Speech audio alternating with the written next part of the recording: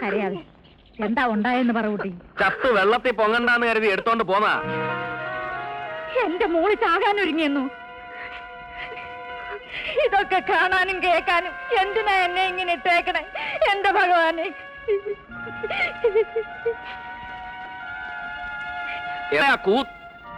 തള്ള എവിടെ? മോളെ ചാകാൻ വിട്ടിട്ടേ അന്വേഷിച്ചിറങ്ങിയിരിക്കുക നാട്ടുകാരെ ബോധിപ്പിക്കാൻ. അവക്കടെ ഒരു അന്വേഷണം. ഉണ്ണാനില്ലേ ഉടുമുണ്ട് മുറുക്കി കൊടുത്തോളാൻ പറയണം.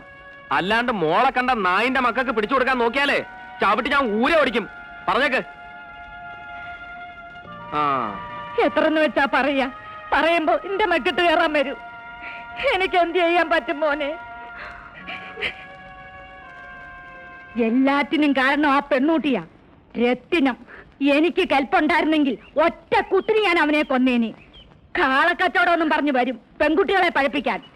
നാട്ടിലേ ചൊണയുള്ള ആൺകുട്ടികൾ ഇല്ലാണ്ട് പോയി.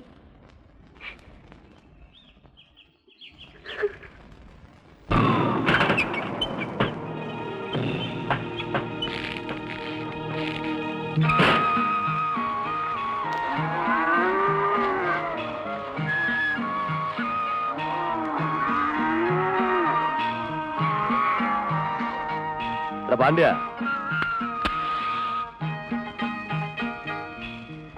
ചെത്തു പോച്ച കിടന്നുറങ്ങാതെ മാട്ട ഇറക്കടാ.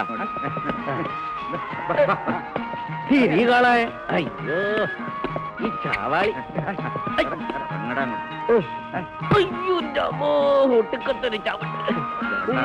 പൊയ്ക്കോ പൊയ്ക്കോ.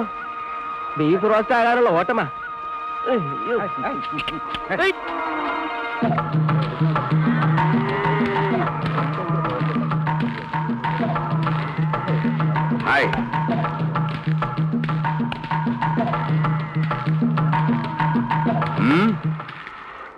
മാട്ടോടെ കഴുത്ത് വെട്ടാൻ നിനക്ക് നല്ല അറിയും, ശരിയാ. പക്ഷേ മനുഷ്യന്റെ കഴുത്ത് വെട്ടാൻ നിനക്ക് അറിയൂ അബ്ദുള്ള? അതെനിക്ക് നന്നായി അറിയാം. ഇപ്പോ ഉന്നുടെ കഴുത്ത് വെട്ടി കാണിക്കാം. അപ്പടിയാ? ഏൻ ചെയ്യക്കൂടാത്? അയ്യോ പാവം. ഏണ്ടാ എന്നോட കാലി ഇറച്ച് വിൽക്കക്കൂടാതാ? പറയടാ പറയടാ കളവാ പറയടാ. രത്തിനത്തിന്റെ കാലിക്ക് സൂക്കേടാന്നും പറഞ്ഞ ആരും വാങ്ങില്ല. എൻ മാട്ടുക്ക് മട്ടു സൂക്കേടാ ആകട്ടുമേ. എന്നാ പറ്റും? തിന്നവരല്ല செத்துപോകും. அதுக்கு உனக்கென்னடா? இந்த உலகத்துல ஒருவன் சத்து போன 10 பேரு புதுசா சனிக்கும். அதனால குறைச்சு தரம் சாவட்டும். மாட்ட வெட்டல பீச பீசா வெட்டி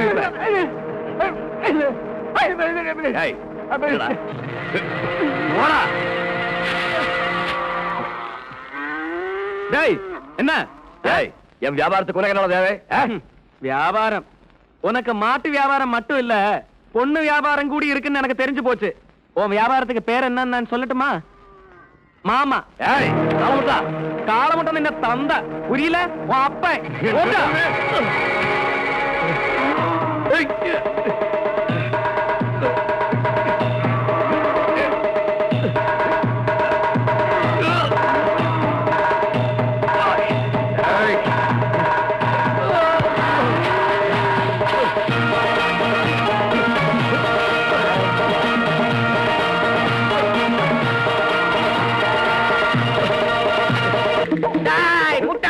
என்னடா கண்டக்க வர?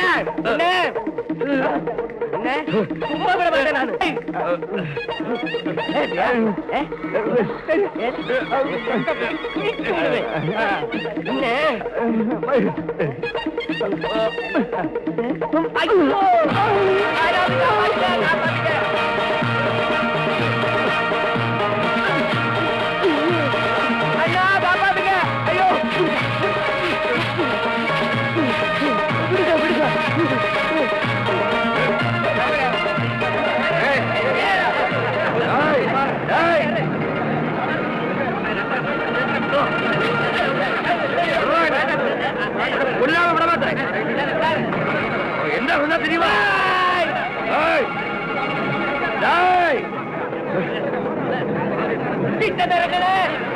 ஐயோ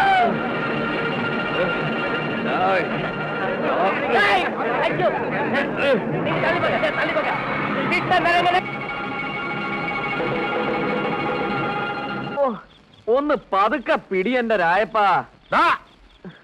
പതുക്കെ പിടിക്ക്, പതുക്കെ. ഓ, ഒന്ന് ഓവണമെന്ന് പറഞ്ഞപ്പോ അവന്റെ ഒരു തമാശ. വല്ല തർപ്പനോ പിണ്ണതയിലോ തേച്ച് പിടിപ്പിക്കും. വല്ല തർപ്പനോ പിണ്ണതയിലോ തേച്ച് പിടിപ്പിക്കാം. എന്ത് നുറുക്കിക്കാണും. തല്ലാൻ വന്നാ നിന്ന് കൊള്ളണ. കൊടുക്കണം. കൊണ്ടും കൊടുത്തും നടന്നാ മതി. അവനവന്റെ കാര്യം നോക്കുന്നത് എപ്പോഴാ?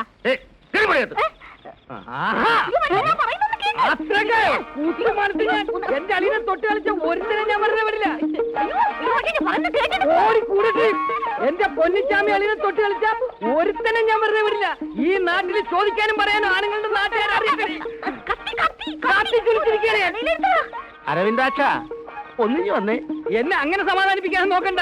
അവനോട് പകരം ചോദിച്ചിട്ട് ഈ അരവിന്ദാക്ഷൻ ഇറങ്ങൂ. എവിടെ അവൻ? എന്റെ രക്തം നടക്കുന്നു.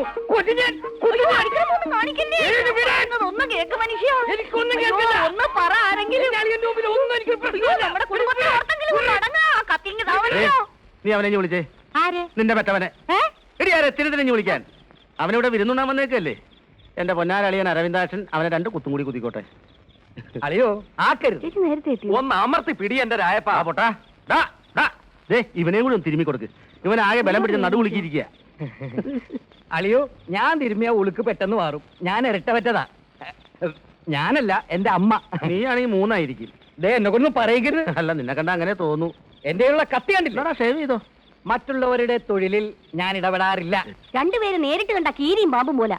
അമ്മാവിയമ്മയ്ക്ക് പ്രസവ വേന, മരുമോക്ക് വീണവായന എന്ന് പറഞ്ഞ പോലെ എന്റെ ചേട്ടൻ ഇവിടെ കിടന്ന് ചക്രശ്വാസം വലിക്കുമ്പോഴാണ് രണ്ടിന്റെയും കൂടെ ഒടുക്കത്തെ പോരും. അയ്യോ,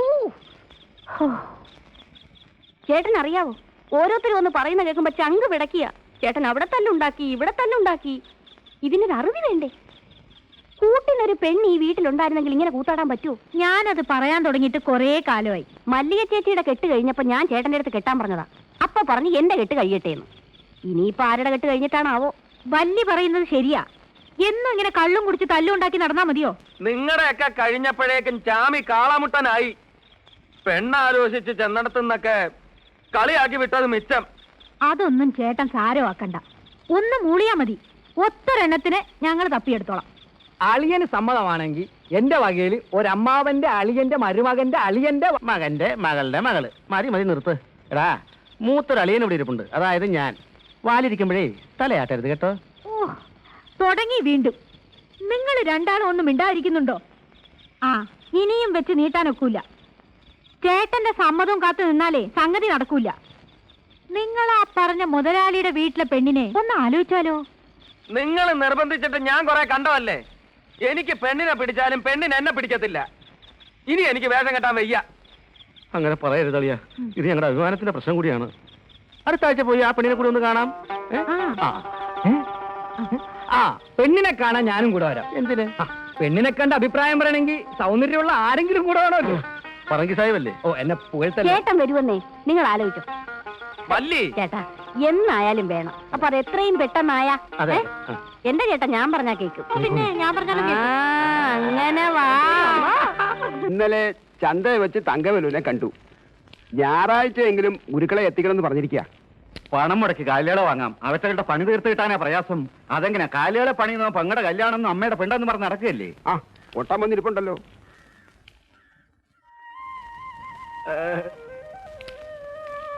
എന്ത് കണ്ടാലും അവന്റെ ഒരു ചിളി. ആശാൻ ഒഴിവില്ലാഞ്ഞിട്ടായിരിക്കും ശിഷ്യനെ ഏൽപ്പിച്ചത്. എടാ പൊട്ട, കാളപ്പണിക്ക് ഈ നാട്ടിൽ വേറെ ആളെ കിട്ടില്ല എന്ന് വെച്ച് അതിന്റെ ഹുങ്കെടുക്കണ്ടെന്ന് നിന്റെ ആശാനോട് പറഞ്ഞേക്ക്. അവറാനെ, താൻ സൊസൈറ്റി വരെ ഒന്ന് പോയിട്ട് വാ. ശരി. എടാ, വായും പൊളിച്ചു നിൽക്കാതെ പോയി പണിയാൻ. പോയി പണിയാൻ.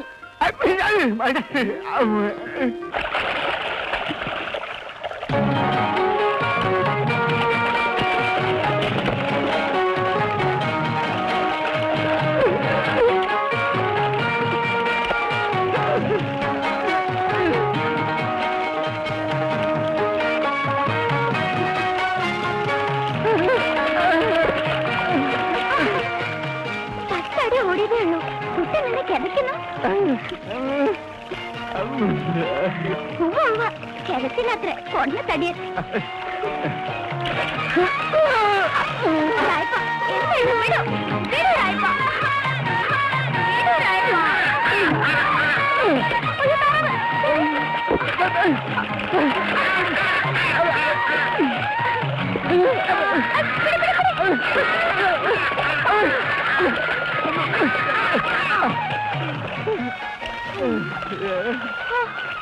എന്തൊരു പിടി, എനിക്ക് നൊന്ത് കേട്ടോ.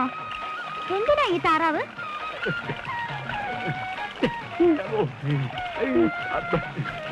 താറാവിനെയും കൊന്ന് മറ്റുള്ളവർക്ക് സദ്യ ഒരുക്കി കൊടുത്താൽ മതി.